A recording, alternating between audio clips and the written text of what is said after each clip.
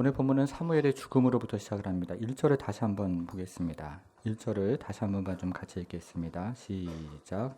사무엘이 죽음에 온 이스라엘 무리가 모여 그를 두고 슬피 울며 라마 그의 집에서 그를 장사한지라. 다윗이 일어나 바란 광야로 내려가니라.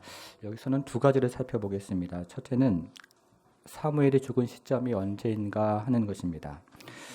우리가 지난 시간에 살펴보았던 것처럼 사울왕이 다윗에게 이제 너가 왕이 될 것이다 라고 공식적으로 선언을 한 이후에 사무엘이 죽었다는 것입니다. 이것은 사무엘 선지자가 사명을 완수한 후에 죽었음을 뜻하는 것입니다. 둘째는 다윗에게 영적인 멘토가 사라진 것입니다. 사무엘 선지자는 다윗에게 하나님의 말씀을 전해주는 영적인 멘토였는데요. 이제 다윗에게 영적인 멘토가 사라진 것입니다. 이것은 다윗에게는 영적인 위기의 상황입니다. 여러분, 이때 다윗이 어떻게 행동을 합니까? 오늘 주보 3면 안에 있는 본문을 하나씩 보겠습니다. 첫 번째입니다. 첫 번째는 다윗이 나발을 죽이려 했습니다 하는 내용입니다. 다윗이 나발을 죽이려고 했습니다. 오늘 본문은 두 사람의 소개로 시작을 하는데요. 2절과 3절을 이번에는 같이 한번 읽어보겠습니다. 2절, 3절 같이 읽습니다. 마온에 한 사람이 있는데 그의 생업이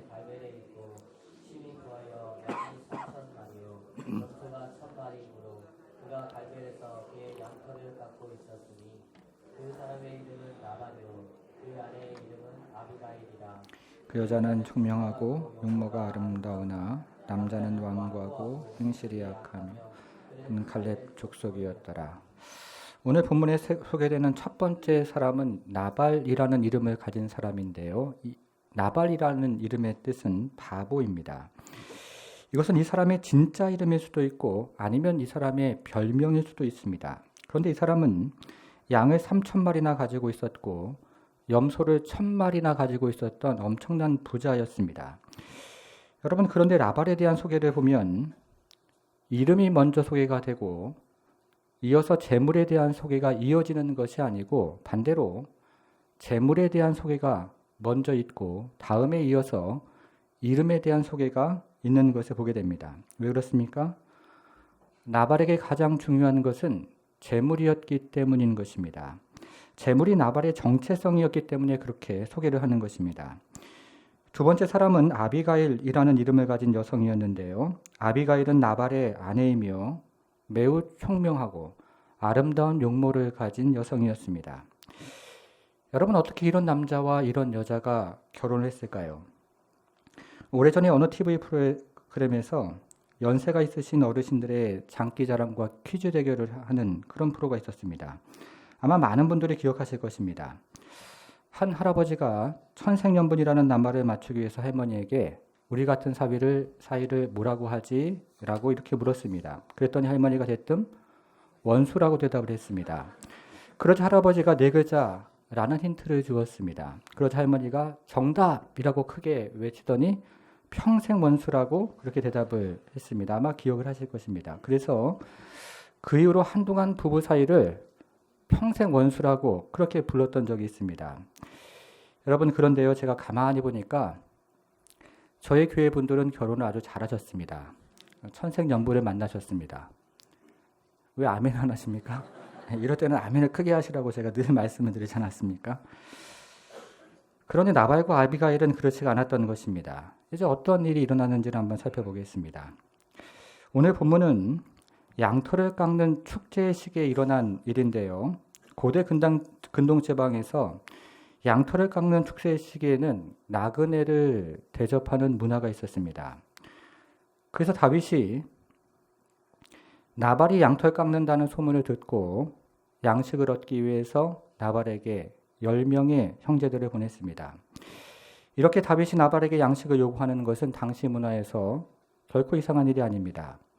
오늘 본문을 읽어보면 다윗과 형제들이 나발의 목자들과 양떼들을 도적떼들이나 그리고 사나운 짐승으로부터 보호를 해주었기 때문에 다윗이 나발에게 양식을 요구하는 것은 결코 이상한 일이 아니었던 것입니다. 여러분, 그런데 나발이 어떻게 합니까? 10절과 11절을 한번 보겠습니다. 10절과 11절을 이번에는 같이 한번 읽어보겠습니다. 시작. 나발이 다윗의 사원들에게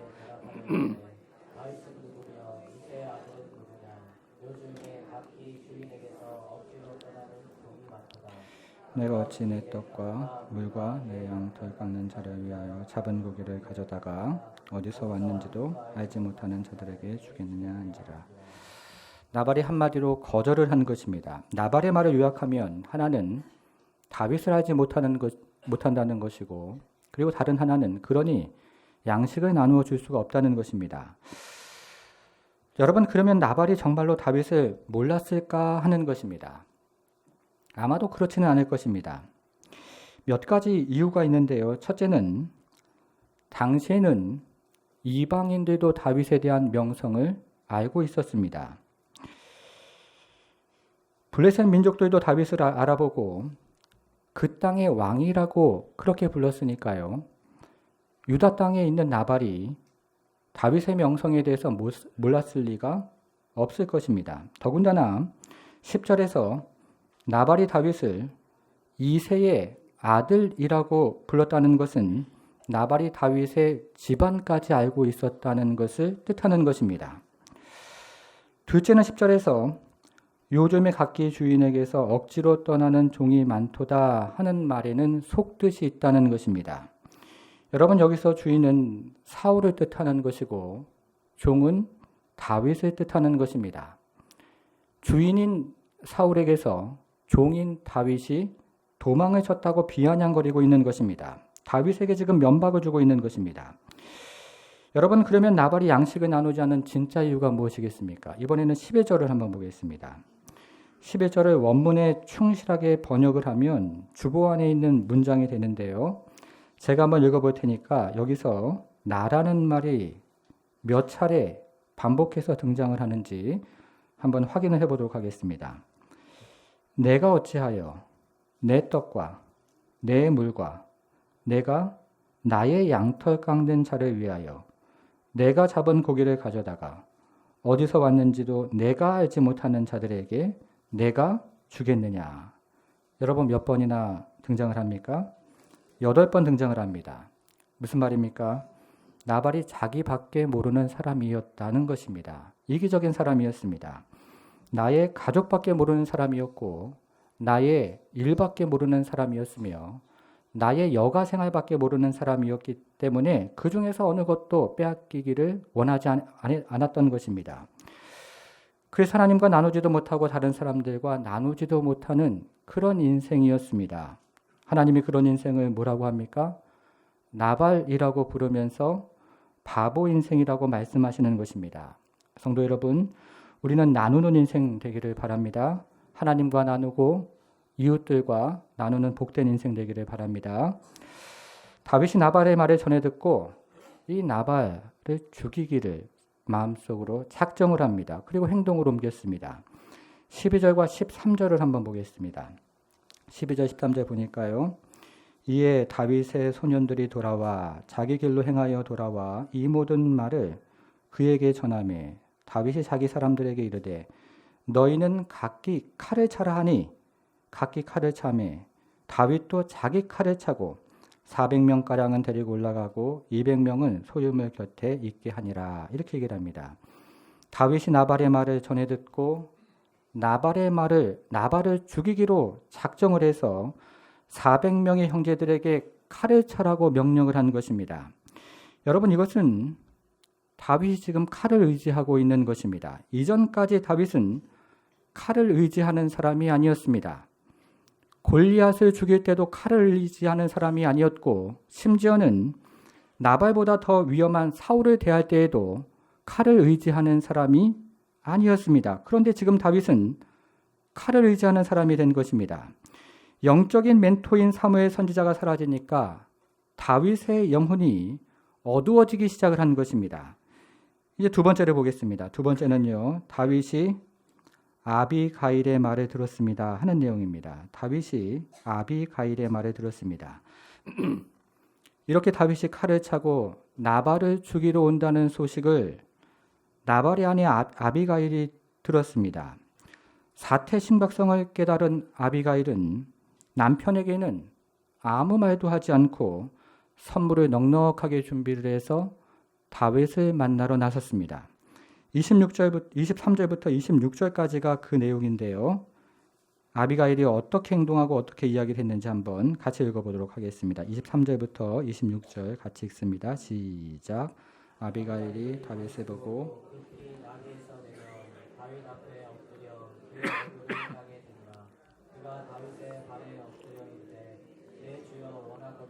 이 죄악을 나 곧 내게로 돌리시고 여종의 귀에 이 여종의 말을 들으소서. 원하옵나니 내 주는 이 불량한 사람 나발을 개의치 마옵소서.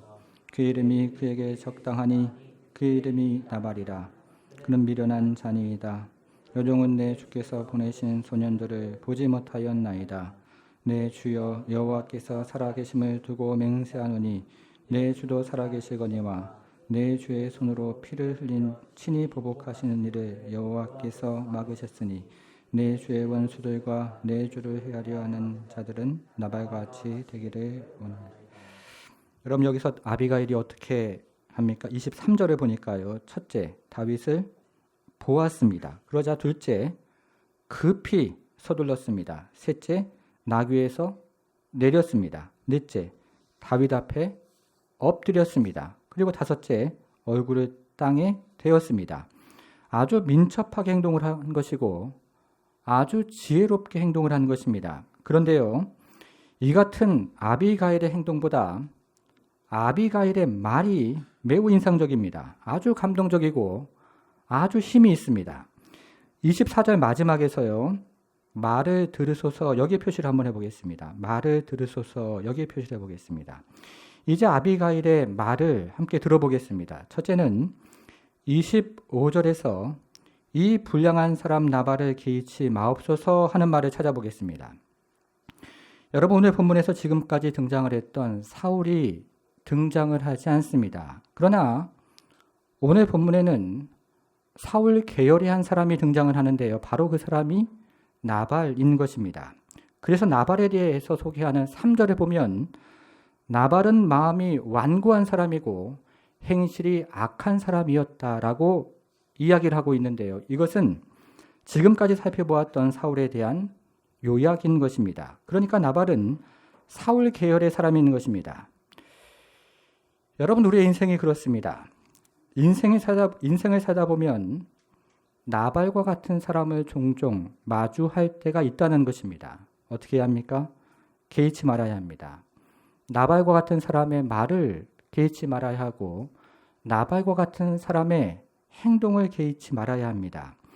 나발과 같은 사람의 말을 마음에 두지 말아야 하고 나발과 같은 사람의 행동을 마음에 두지 말아야 합니다. 개의치 말아야 하는 것입니다. 둘째는 26절인데요. 26절에서 주의 손으로 피를 흘려 친히 보복하시는 일을 여호와께서 막으셨으니 이 말을 한번 찾아보겠습니다. 이것은 무슨 말입니까? 다윗의 손으로 나발을 처분하지 말고 하나님의 손에 나발의 처분을 맡기라는 것입니다. 다윗 손으로 직접 나발에게 보복을 하지 말고 하나님의 손에 나발의 보복을 온전히 맡겨 드리라는 말입니다. 지금 아비가일이 복수심에 사로잡혀 있는 다윗에게 다시 한번 하늘을 향해서 하나님을 바라보라고 권면을 하고 있는 것입니다. 이렇게 감동적이고 힘이 있는 아비가일의 말이 31절까지 이어집니다. 다윗이 어떻게 합니까? 35절에서요. 다윗이 말을 듣고 여기에 표시를 한번 해보겠습니다. 말을 듣고 여기에 표시를 해보겠습니다. 다윗이 가던 길을 멈추었습니다. 그리고 자신의 손에 들고 있던 칼을 내려놓은 것입니다. 그리고 여호와의 손에 복수를 맡겼습니다. 하나님의 손에 온전히 맡긴 것입니다. 여러분 이렇게 아름다운 여인이 아주 민첩하게 행동을 하고요. 아주 지혜롭게 말을 하니까 다윗이 어떻게 됐습니까?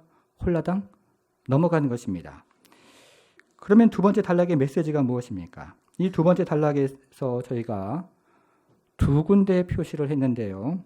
하나는 24절에서 들으소서 하는 말에 표시를 했고 다른 하나는 35절에서 듣고 라는 말에 표시를 했습니다.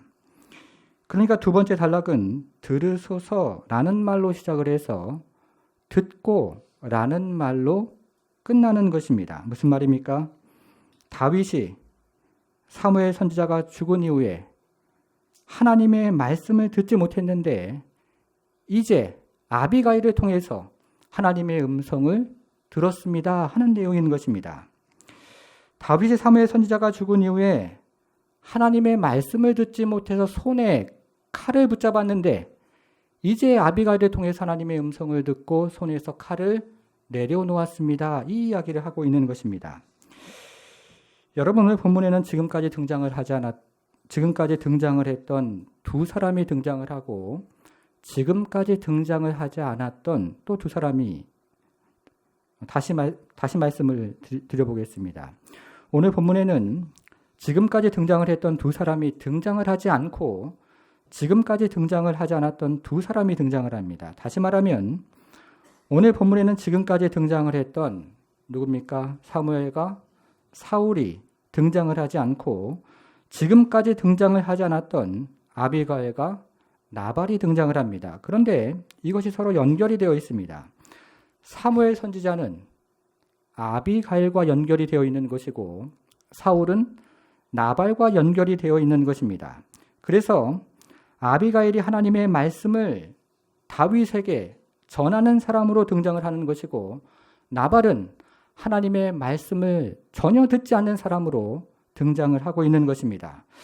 여러분, 그러면 나발의 운명은 어떻게 되겠습니까? 이제 세 번째를 보겠습니다. 세 번째는요, 나발은 듣지 않다가 죽었습니다 하는 내용입니다. 나발은 듣지 않다가 죽었습니다.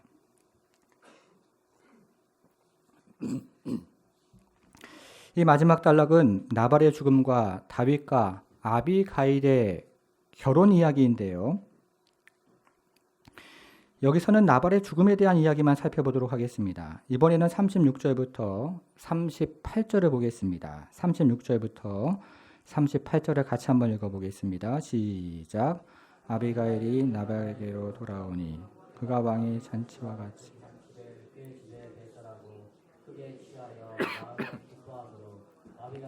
밝은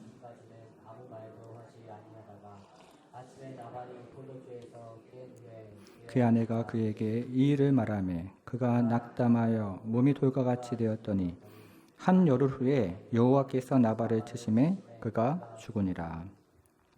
38절 마지막을 보니까 나발이 죽었습니다. 그런데 38절을 보면 나발이 자연적으로 죽은 것이 아니라 여호와께서 나발을 치셔서 나발이 죽었던 것입니다. 여러분, 그러면 하나님이 나발을 죽인 이유가 무엇이겠습니까? 37절을 보니까요. 그가 낙담하여 몸이 어떻게 됐습니까? 돌과 같이 되었더니 라고 이야기를 하는데요. 이것의 원문을 직역하면 그의 심장이 돌과 같이 되어서 죽었습니다. 이렇게 되어 있습니다. 여기는 영적인 의미가 있는 것입니다. 심장이라는 것은 마음을 상징하는 것이기 때문에 심장이 딱딱해져서 죽었다는 것은 마음이 딱딱해져서 죽었다는 것을 뜻하는 것입니다. 무슨 말입니까? 나발이 어떤 사람의 말도 듣지 않아서 죽었다는 것입니다. 실제로 나발은 다윗의 말을 듣지 않았습니다. 그리고 나발은 자신의 종들의 말도 듣지 않았습니다. 무엇보다도 나발은 아내 아비가일의 말을 듣지 않았습니다. 나발은 누구의 말도 듣지 않았기 때문에 하나님께서 나발을 치신 것입니다. 여러분, 주변 사람들의 말을 잘 듣는 사람은 하나님의 말씀도 잘 듣는 경우가 많고요. 주변 사람들의 말을 무시하는 사람은 하나님의 말씀도 무시하는 경우가 많습니다. 그래서 보이라는 성경학자는 이렇게 이야기합니다. 한번 들어보십시오. 나발은 삼중으로 들으려 하지 않았습니다. 첫째는 다윗이 보낸 사람들의 요구를 듣지 않은 것이고, 둘째는 자신의 목자들의 목소리를 듣지 않은 것이며, 셋째는 아비가일의 말을 듣지 않았습니다. 나발은 하나님의 말씀과 관련해서 그 누구의 말도 들으려 하지 않았습니다. 그래서 하나님께서 나발을 치신 것입니다. 하나님께서 말씀을 전해주고 또 전해주었는데 나발은 그 하나님의 말씀을 듣지 않고 또 듣지 않아서 하나님께서 치신 것입니다.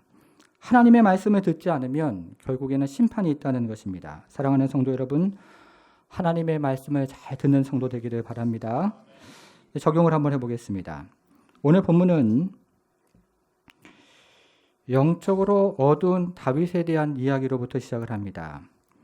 우리는 지난 시간에 다윗이 자신의 손으로 사울을 처분하지 않고 하나님의 손에 사울의 처분을 맡기는 다윗을 생각해 보았습니다. 다윗이 영적으로 승리를 한 것입니다. 그런데 오늘 본문은 영적으로 어두운 다윗의 이야기로부터 시작을 합니다. 여러분 다시 한번 13절에 보겠습니다. 13절에 보니까요.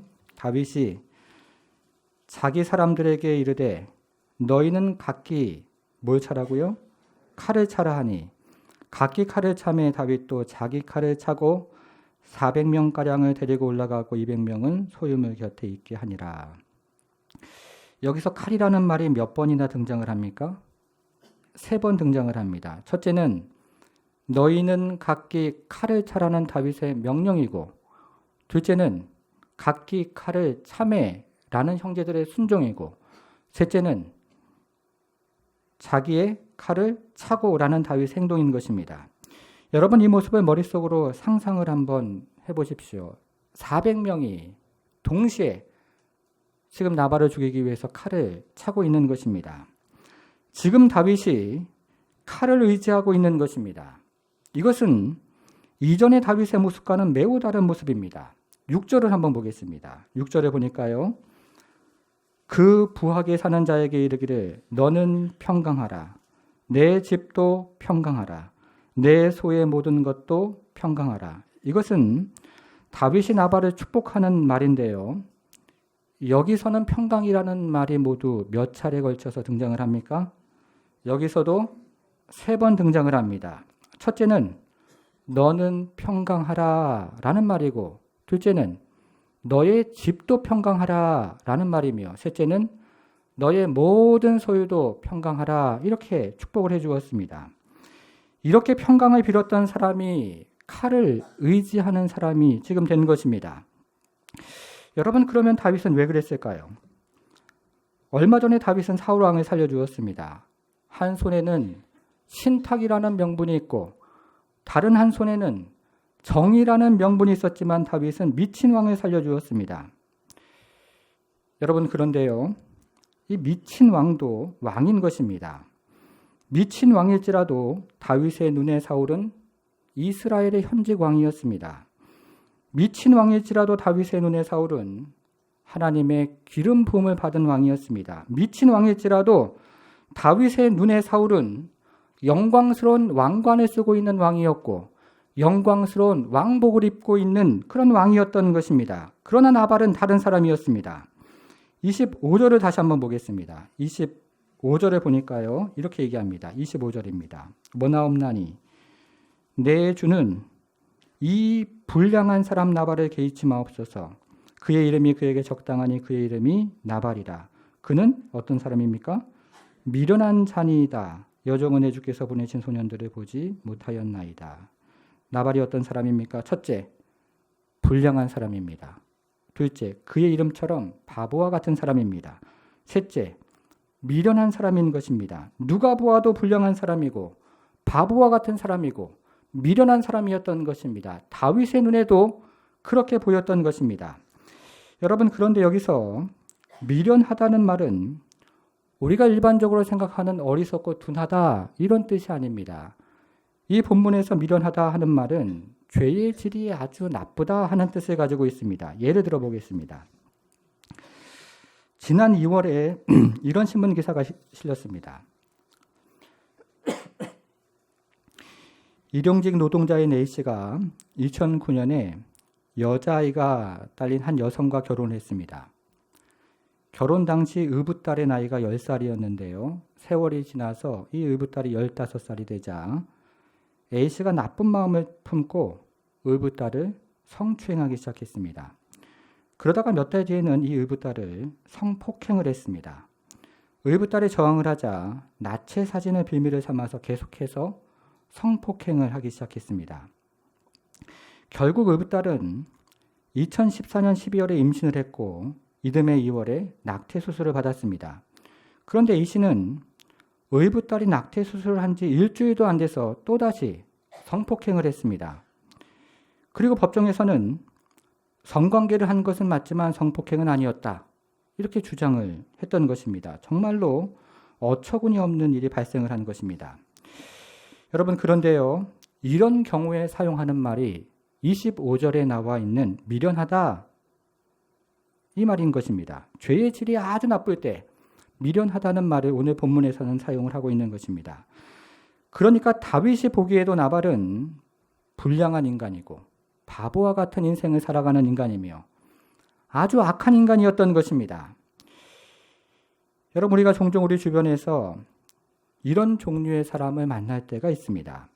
다윗이 이런 인간에게 조롱을 당하고 그리고 면박을 당했던 것입니다.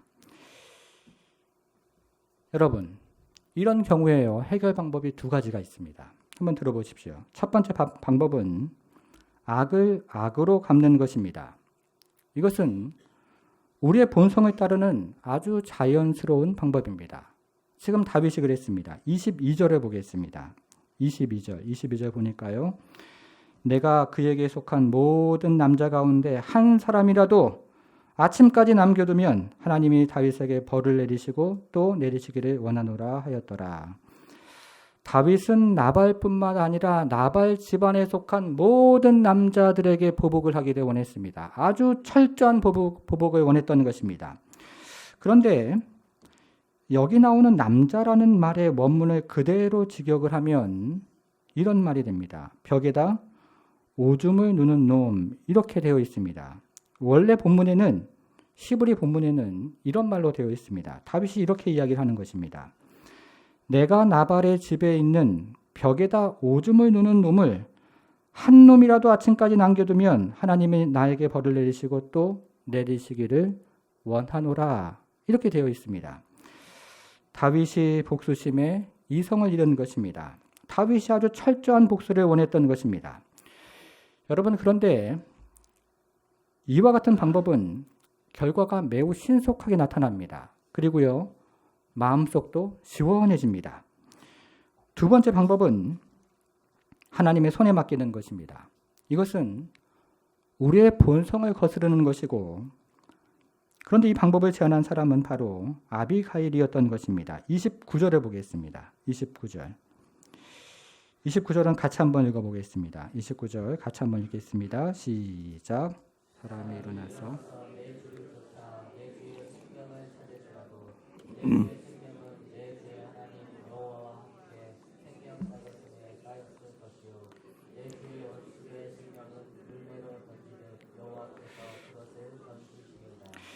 여기에는 두 종류의 도구가 등장을 하는데, 하나는 생명싸개라는 말이고요. 다른 하나는 물매라는 말이 등장을 합니다. 여기 표시를 한번 해보겠습니다.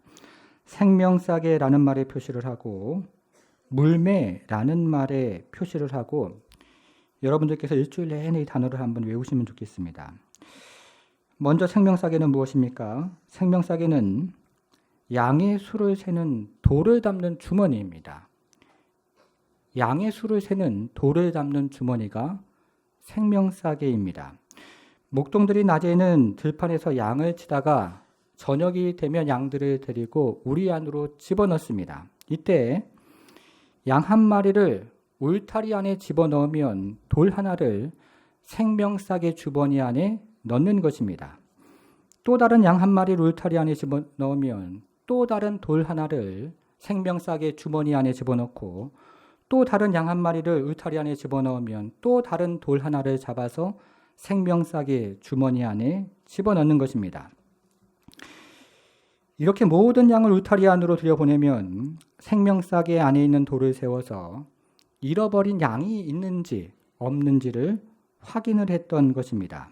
그러니까 이 생명싸개라는 말은 하나님의 보호하심을 여기서는 뜻하는 것입니다.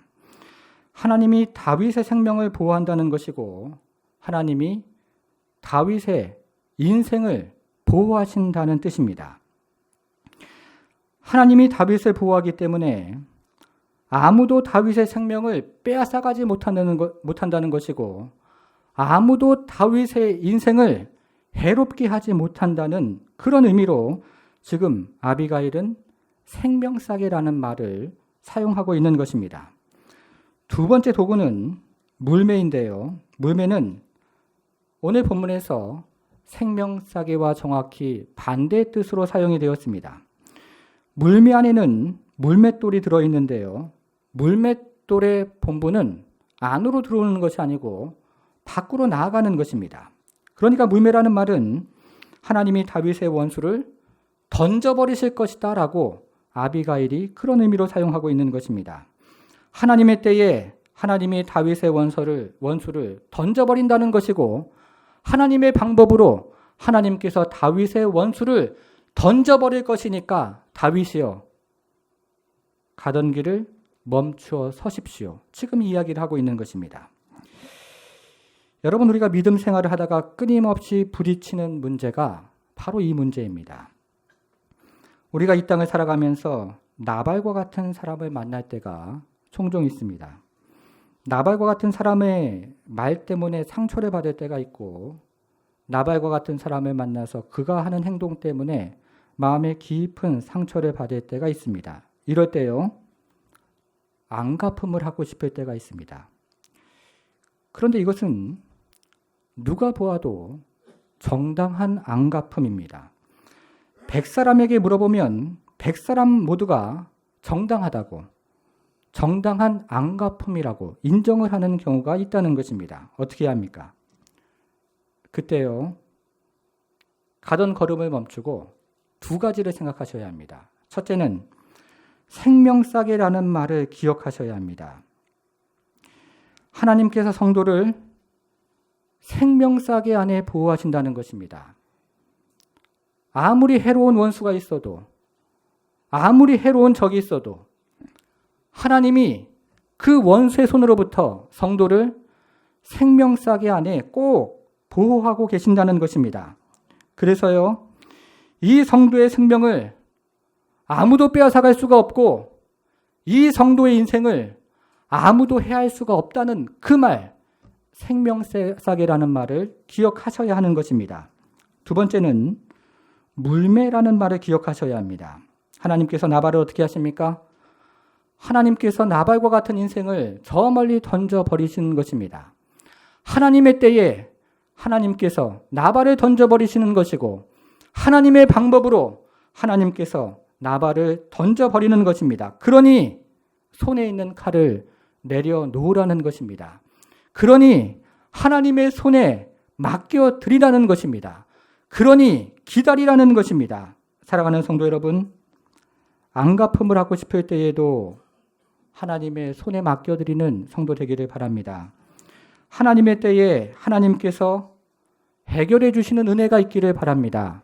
하나님께서 은혜 주셔서 인간적인 방법으로 해결하는 것이 아니라 하나님의 손에서 하나님의 때에 하나님의 방법으로 해결해 주실 것을 믿고 우리의 모든 인간관계를 하나님 앞에 내어 맡길 때 하나님께서 은혜 주셔서 우리의 모든 인간관계 가운데 하나님 주시는 충만한 은혜가 있는 그런 복된 성도로 살아가기를 주님의 이름으로 축복합니다.